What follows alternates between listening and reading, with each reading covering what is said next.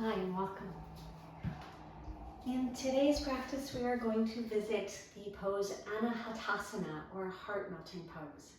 It's coming up on Thanksgiving here in Canada, and Thanksgiving is a time of gratitude, opening our hearts, being grateful for what we have, and also giving to those around us who may not have as much.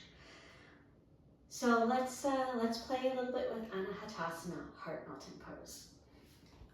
We're going to come onto our hands and knees and just lining up our feet straight behind us.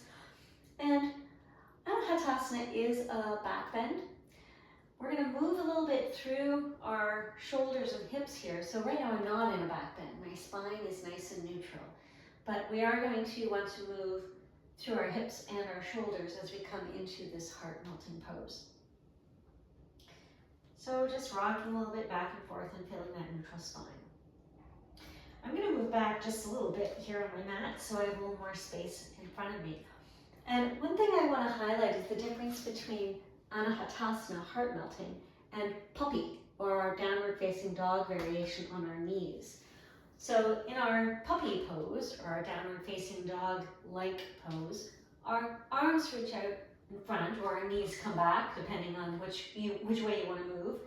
Our hips pull up and back as if they're going to touch where the wall and ceiling meet behind us, and our spine stays mostly neutral. So a straight line from our hips down through the head, out through the fingertips. Arms are straight, elbows off the ground. So very much like a downward facing dog, where we're in a V, right? So our spine is mostly straight, our legs are mostly straight, except that, of course, our legs are bent with our knees on the ground. So that's our puppy, or our downward dog.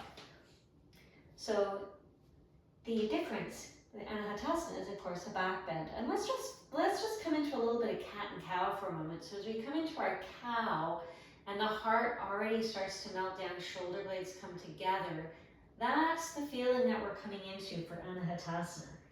We'll just come up into a little bit of a cat.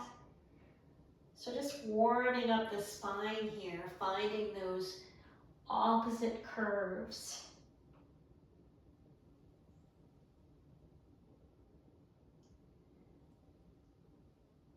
And then as we come into Anahatasana, the arms again reach out and forward, or of course your knees could walk back, yep.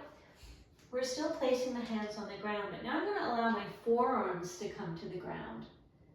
And I'm going to let my heart start to melt down.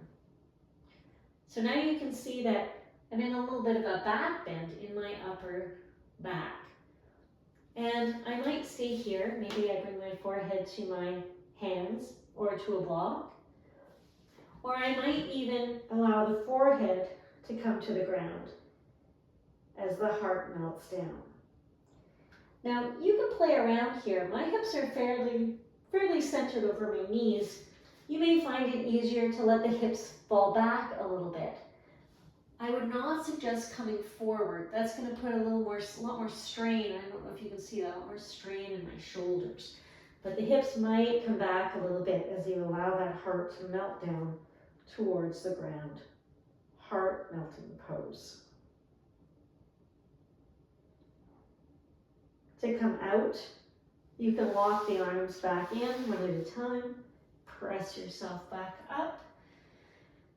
And then you may want to come back to sliding through shoulders and hips.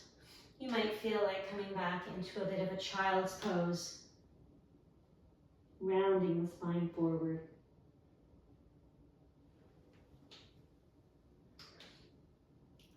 And coming back to neutral. And then you might wish to just spend a moment or two in gratitude for being able to practice and for whatever other blessings that you have in your life.